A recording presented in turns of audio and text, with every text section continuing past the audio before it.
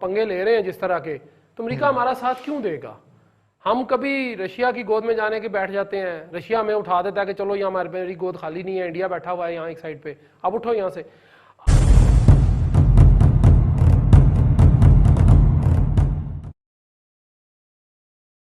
میں historic moment دیکھ چکا ہوں ابھی تک 60 سال کی عمر تک، کہ میں یقین کریں کہ مجھے اب کوئی ہسٹورک مومنٹ نہیں لگتا. اینی وے لوگ کہہ رہے ہیں، ٹھیک کہہ رہے ہوں گے، ہو سکتا ہے کہ میں غلط ہوں. اس میں مختلف سٹیک ہولڈرز ہیں، اور آپ جب تک ان سٹیک ہولڈرز کو پاکستان کے ساتھ کوریلیٹ نہیں کریں گے، آپ کو یہ اندازہ نہیں ہو سکتا کہ پاکستان کی ایبلٹی کیپیسٹی جو ہے طالبان کے اوپر کتنی ہے. فرسٹ از ناردرن الائنس، جو کہ حکومتی الائنس ہے، جو حکومت میں آیا ہے، جس نے فتح کر کے آیا ہے جو، اور وہ ایک خاص سیکٹ ہے جو ایران کے بہت نزدیک ہے. اس کا پاکستان سے دوستی نہیں ہے، اس کی پاکستان سے دشمنی ہے. بالکل ٹھیک ہے جی. اور رشید دوستم وغیرہ جو اس کے لیڈرز ہیں وہ پاکستان کو بہت اچھا نہیں سمجھتے. تو یہ جو first of all Northern Alliance اس وقت مکسڈ کولیشن گورنمنٹ میں پشتونز کے ساتھ بیٹھ کے آیا کہ کابل کے اندر. کابل میں جو پشتون گورنمنٹ ہے وہ بنیادی طور پہ ناردرن الائنس اس کو پیچھے سے بیک کر رہا ہے، اور اس کی وجہ سے وہ آگے سٹیبل آپ کو نظر آتے ہیں. ڈیفینیٹلی امریکنز بھی اس کے اندر ہیں. Afghan government as a whole Pakistan کے سخت خلاف ہے. ہم نہیں مانتے، ہم ان کا سفیر آ کے کسی سے مل لیتا ہے، ہم ڈفلی بجانا شروع کر دیتے ہیں اور کئی بار بغلیں بجانا شروع کر دیتے ہیں، اور ہم کہتے ہیں بہت بڑے چیمپئن ہیں، وہ آ کے ہمارے ساتھ بات کر رہے ہیں. لیکن حقیقت میں یہ جو گورنمنٹ ہے، جو سٹیبل گورنمنٹ ہے، وہ موجودہ گورنمنٹ حد درجے خلاف ہے پاکستان کے. سر بمائے عوام کے، میں کچھ افغانی اسٹوڈنٹس کے ساتھ لندن میں پڑھتا رہا ہوں، آپ یقین کریں کہ وہ پاکستان کے حد درجہ خلاف ہیں. یہ یہاں باتیں جو ہیں لوگ سمجھ نہیں رہے. تو ایک آپ کا فیکٹر ہو گیا ناردرن الائنس، ایک فیکٹر ہو گیا آپ کا گورنمنٹ، ایک فیکٹر آپ کا ہے طالبان. طالبان کے اندر انڈین طالبان بھی موجود ہیں جو کہ انڈین انفلوئنسڈ ہیں، ایرانین انفلوئنسڈ بھی ہیں، پاکستانی انفلوئنسڈ بھی ہیں، ایجنسیز انفلوئنسڈ بھی ہیں، امریکن انفلوئنسڈ بھی ہیں. اس کا مطلب ہے کہ ہمارا جو لیٹیچیوڈ ہے طالبان کے اوپر، وہ ایک فیکٹر ہے جس کی وجہ سے ہم طالبان کو، جو پاکستان کی بات مانتے ہیں، ان کو ہم لے کے کسی بھی سٹیج پہ آگے لا سکتے ہیں. اب جب آپ سٹیک ہولڈرز کی بات کرتے ہیں تو میں آج بڑی تکلیف سے یہ عرض کروں گا کہ پاکستان کے امریکہ کے ساتھ تعلقات جو ہیں وہ ایک اسٹریٹجی کے تحت خراب کیے گئے ہیں. امریکہ سپر پاور ہے، رہے گی، اور ابھی تک اس کا کوئی مقابلہ نہیں ہے. آپ مانیں نہ مانیں وہ آپ کی مرضی ہے، لیکن امریکنز اندر سے ہمارے بہت خلاف ہیں اور انڈیا کے بہت نزدیک ہو چکے ہیں. اور یہ عجیب بات ہے کہ وہ پہلے ہمارے ساتھ ان کا اچھا تعلق تھا، انڈیا کے ساتھ عجیب سا تھا، اب ریورس ہو گیا ہے. تو جو سٹیک ہولڈرز ہیں آپ کے، Taliban and all this including the government, ان میں سے 95% تو آپ کے خلاف ہیں. تو آپ کا لیٹیچیوڈ کیا ہے؟ آپ کا لیٹیچیوڈ وہ اسمال فیکٹر ہے جس کو آپ آگے لا سکتے ہیں. پلس لیکن سر آپ کیوں لائیں؟ Let them decide. میں تو اس چیز کا رضی صاحب، آپ نے انتہائی سنجیدہ بات کی ہے، خوبصورت بات کی ہے، لیکن آپ کا خیال ہے کہ ڈپلومیسی کے اندر ہمارے بہت سنجیدہ لوگ بیٹھے ہوئے ہیں؟ اچھا آپ نے تو بہت ہی عجیب و غریب بات کر دی. یعنی یقین فرمائیں جو بات ہم یہاں بیٹھ کے کر رہے ہیں وہ سچ بات ہے کہ آپ ان کے معاملات میں انٹرفیئر نہ کریں، آپ ان کو اپنے فیصلے کرنے دیں. لیکن ہم 35 سال سے کہہ رہے ہیں نہیں، فیصلہ ہم نے کرنا ہے. پہلے تو شاید تھوڑی سی ہماری پوزیشن بہتر ہو، لیکن اب تو وہ پوزیشن ہماری بہتر نہیں ہے. اور اس کا عملی ثبوت یہ ہے کہ گھناؤنے ترین مجرمان جو جیل میں تھے، وہ طالبان نے فیسیلیٹیٹ کر کے انہیں باہر نکلوایا ہے. آپ گینگ ریپ کی بھی بات کر رہے تھے، اس کے اندر تو ایسے لوگ ہیں جو قتل کر کے لوگوں کے مسخ کرتے رہے ہیں لاشیں، اور عورتوں کو باقاعدہ ان کے ساتھ زیادتیاں کیا، ان کے جسموں کو کاٹتے رہے ہیں، وہ بھی آپ نے بری کروا لیے ہیں. جس نے بھی کروائے ہیں، میں یہ نہیں کہہ سکتا ہم نے کروائے ہیں. اب سر آپ آئیں ذرا افغان میڈیا کی طرف کہ افغان میڈیا کیا کہہ رہا ہے. افغان میڈیا ان مجرمان کے نکلنے سے ان کا پروگریسو آدمی، ان کی خواتین حد درجے خوفزدہ ہو گئی ہیں. وہ یہ کہتی ہیں کہ اگر خدا نہ خواستہ طالبان ڈیسائسو پوزیشن میں آ گئے تو ہم برباد ہو جائیں گے دوبارہ. اور دوسری طرف بھی تو پھر رشید دوستم ہے نا سر. سر رشید دوستم فیلڈ ایک مارشل ہو گیا سر، ایک جلاد ہے، ایک سر وہ سر فیلڈ اس مارشل کا ہو گیا سر. آپ تصور نہیں کر سکتے وہ بندوں کو کیسے مارتا ہے.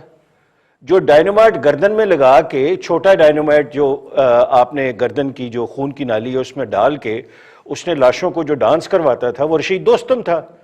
اور وہ پاکستان کا سخت ترین مخالف ہے، یہاں اس کا نام نہیں کوئی لیتا. اور وہ امیونٹی ہے اسے، اس نے لاکھوں بندے. یہ صوفی محمد نے جس وقت صوفی محمد گھوڑے پہ بیٹھ کے گیا ہے کہ جی میں جہاد پہ جا رہا ہوں اور نوجوان بچوں کو ہمارے وہاں چھوڑ آیا ہے، تو نوجوان سینکڑوں کی تعداد میں ہمارے پاکستانی نوجوان کنٹینرز کے اندر بند کر کے مارا گیا تھا سفوکیشن سے. وہ کس نے مارا تھا؟ رشید دوستم. اور وہ لوگ جو تھے ان کی جب لاشیں نکالی گئی ہیں تو وہ ایک دوسرے کا پسینہ چاٹ چاٹ کے 2-4 دن زندہ رہے اور اس کے بعد مر گئے ہیں. ہمیں تو اجازت ہی نہیں ہے بات کرنے کی. خدا را انٹرفیئر نہ کریں. پاکستان بہت مسائل کا شکار ہے. اگر یہ مسئلہ بھی شروع ہو گیا تو ہمارے لیے بہت بڑا ایشوز سامنے کھڑے ہوئے ہیں. ٹھیک. ممتاز بھٹی صاحب، امریکہ بہادر کی امریکہ ایک طرف تو پاکستان کے ساتھ ہے کہ جی اس کو کروائیں اور اس کو پایہ تکمیل تک پہنچائیں، فیسیلیٹیشن جو بھی آپ کر سکتے ہیں وہ جاری رکھیں.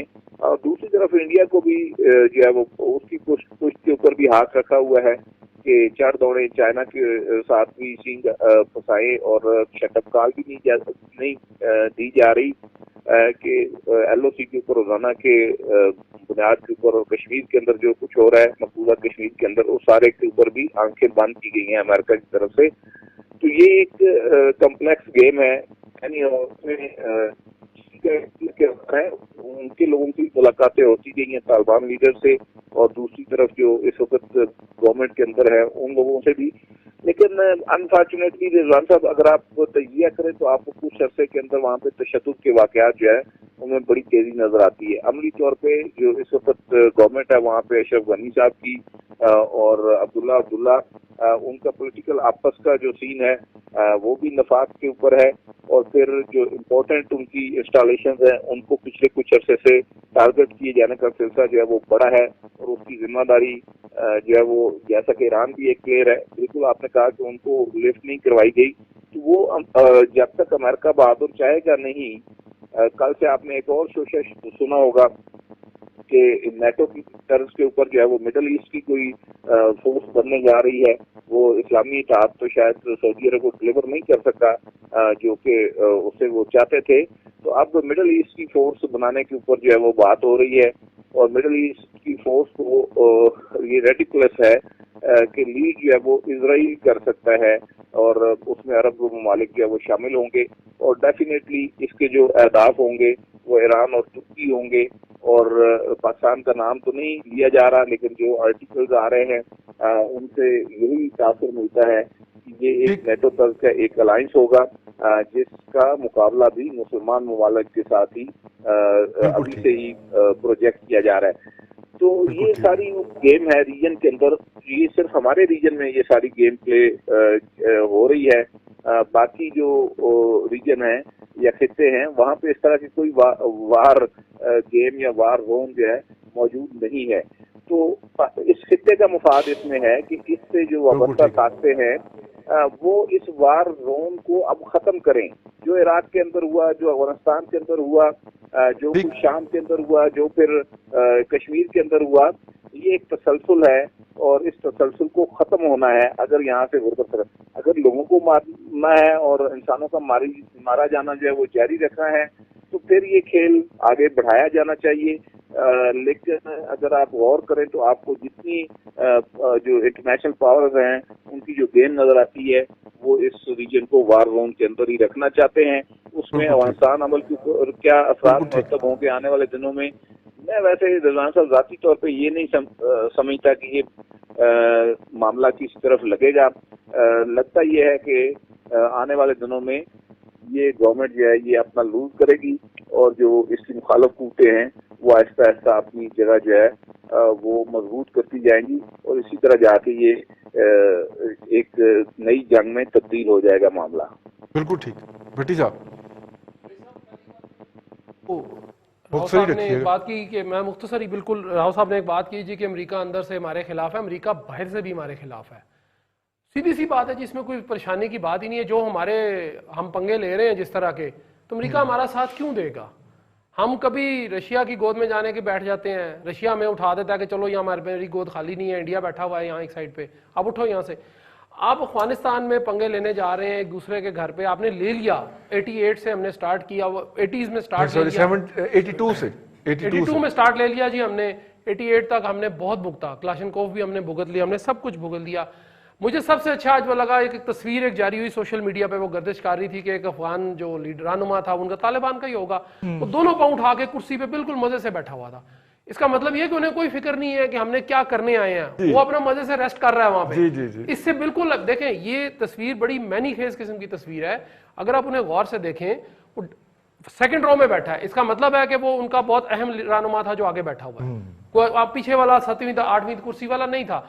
आप रशीद दोस्तम की बात करते हैं, अफगानी किसी बंदे जो अफगानी है, हम सारों को खान साहब कह देते हैं, आप जो प्योर अफगानी बंदा ना, उससे सिर्फ पाकिस्तान का पूछ लें, वो वही जुबान बोलेगा जो बंगाली हमारे खिलाफ बोलते हैं, सेम वही जुबान बोलते हैं ये लोग। ये बिल्कुल ऐसे नहीं है, ये हमारे साथ नहीं है। आप इनको गोश्त खिला दें अपना काट के, ये फिर आप ही को उसी क्लाशनकोव से गोली मार देंगे। ये ऐसे लोग हैं। हमें सिर्फ ये चाहिए, लेट देम डिसाइड कि उन्होंने क्या करना है। हमें अपनी हिफाजत करनी है, मुझे मेरे घर की हिफाजत करनी है, वो है पाकिस्तान।